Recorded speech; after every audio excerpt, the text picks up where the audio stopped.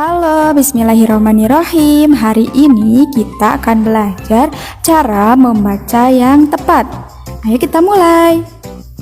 Pertama, kita akan belajar posisi duduk yang tepat saat membaca. Coba kamu perhatikan, di sini ada 3 posisi duduk saat membaca. Posisi yang pertama, yang kedua, dan yang ketiga. Coba kira-kira mana ya posisi duduk yang baik? Yang pertama, yang kedua, atau yang ketiga? Yang pertama, punggungnya lurus. Yang kedua, punggungnya bengkok ke belakang. Dan yang ketiga, punggungnya bengkok ke depan. Yang mana yang betul? Betul, posisi duduk yang tepat adalah posisi duduk nomor 1 dengan punggung yang lurus. Punggung yang lurus tidak akan membuat kamu sakit ketika membaca. Punggung yang bengkok ke belakang akan membuat punggungmu sakit ketika membaca. Sama juga dengan punggung yang bengkok ke depan atau menunduk akan membuatmu mudah lelah dan mudah sakit ketika sedang membaca. Kemudian yang kedua, posisi membaca yang tepat. Mari kita perhatikan, di sini juga ada 3 posisi. Yang pertama, duduknya dengan tegap. Yang kedua, duduknya dengan cara menunduk. Dan yang ketiga, membaca dengan cara berbaring. Kira-kira mana ya posisi membaca yang tepat? Betul, posisi membaca yang tepat ditunjukkan oleh gambar nomor 1 dengan cara duduk tegap. Ketika kamu membaca dengan duduk tegap, maka jarak matamu dengan buku tidak terlalu dekat dan tidak terlalu jauh, sehingga membuat matamu tidak mudah lelah. Sementara itu, yang kedua, posisi duduknya menunduk, sehingga jarak mata dengan buku sangat dekat dan menyebabkan matamu akan cepat lelah. Sama juga dengan posisi yang ketiga. Ketika kamu membaca dengan cara berbaring, matamu akan sangat mudah lelah. Sehingga cobalah untuk membaca dengan posisi duduk tegap ya, agar matamu tidak cepat lelah. Nah, itulah tadi bagaimana posisi duduk yang baik ketika kita mau membaca. Selanjutnya, Ibu akan memberikan tips-tips bagaimana cara membaca cepat. Silakan simak video berikut ini. Kalau menurut kamu, pelajaran bahasa Indonesia itu susah nggak sih? Baca paragraf-paragraf yang panjang, nyari inti dari tulisan, belajar struktur kalimat.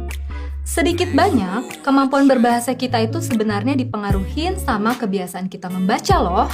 Kalau kamu sering membaca, mungkin kamu nggak bakalan terlalu capek dan kesulitan waktu ngerjain soal-soal bahasa Indonesia, terutama di bagian pemahaman isi paragraf. Di video kali ini, aku mau sharing 9 tips cara membaca cepat. Menurut kamu, membaca rutin itu penting nggak sih? Apa iya kita harus sering-sering membaca kalau pas mau ada ujian doang? Biar bisa gampang gitu ngerjain soal-soalnya. Membaca itu penting banget loh, nggak cuman pas kamu mau ujian doang. Malahan, membaca harusnya jadi bagian dari kebudayaan kita, yang artinya jadi kebiasaan yang nggak bisa lepas dari keseharian kita. Kita jadi bisa tahu banyak hal di dunia ini lewat membaca. Dengan membaca juga, kemampuan belajar kita jadi meningkat, dan otak kita jadi terlatih untuk bisa berpikir lebih kritis. Nah, tapi bacanya nggak cuma sekedar baca tulisannya aja ya. Kamu harus bisa paham sama konten yang lagi kamu baca. Ada sebuah kutipan. Sebenarnya ini udah pernah muncul di video LHTL sebelumnya. Alvin Toffler, seorang futurolog atau ahli tentang ilmu masa depan, pernah bilang, "The illiterate of the 21st century will not be those who cannot read and write, but those who cannot learn, unlearn, and relearn." Yang artinya, yang disebut dengan buta huruf pada abad 21 bukanlah mereka yang gak bisa membaca dan menulis, tapi mereka yang gak bisa belajar, melepaskan yang diketahuinya, dan belajar ulang. Jadi, ya percuma aja kalau kamu banyak baca tulisan, tapi sebenarnya kamu gak ngerti sama isinya. Jadinya kamu sama aja kayak gak belajar apa-apa juga kan? Kayak aku gini nih, baca huruf Hangul Korea tapi gak tahu artinya.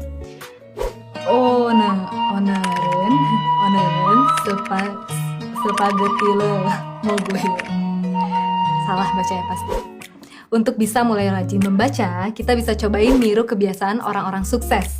Aku pernah baca di sebuah artikel kalau Bill Gates, Elon Musk, dan Mark Zuckerberg itu punya kebiasaan membaca minimal 1 jam setiap hari.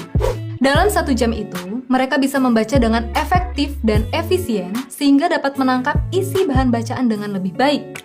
Nah, berikut ini adalah tips yang bisa kamu cobain supaya kita bisa membaca cepat seperti mereka. Pertama, usahakan membaca dalam keadaan yang enak. Perut nggak lapar, mata nggak ngantuk, dan cahaya cukup terang biar kamu bisa fokus membaca.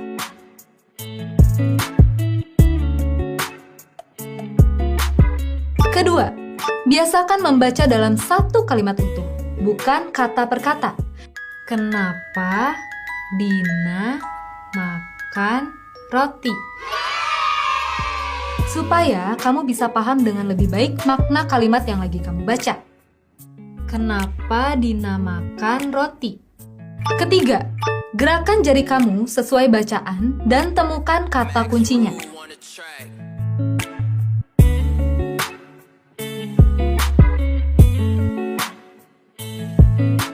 Keempat, usahakan tidak bergumam. Jawa, Sumatera, dan Sumatera Himalaya. Kelima, temukan ide atau kalimat utama dalam tiap paragraf. Biasanya sih ini ada di awal atau akhir paragraf. Dengan tahu dan nandain kalimat ini, kamu bisa jadi lebih gampang paham sama maksud dari paragraf yang lagi kamu baca. Keenam, skimming atau baca sekilas. Teknik ini bisa kamu pakai waktu kamu mau nyari ide utama secara keseluruhan dari sebuah bahan bacaan. Kamu nggak baca kata per kata, tapi lompat-lompat dari satu bab ke bab lainnya buat lihat pokok pikiran utama dari topik yang lagi dibaca. Ketujuh, scanning. Ini mirip kayak kamu waktu lagi nyari kata-kata dalam buku kamus. Tapi anak zaman sekarang nggak punya buku kamus ya? Nah, teknik membaca ini dipakai buat dapetin informasi spesifik secara cepat dan akurat dari sebuah bahan bacaan. Kamu baru bisa pakai teknik ini kalau kamu udah tahu apa yang mau kamu cari.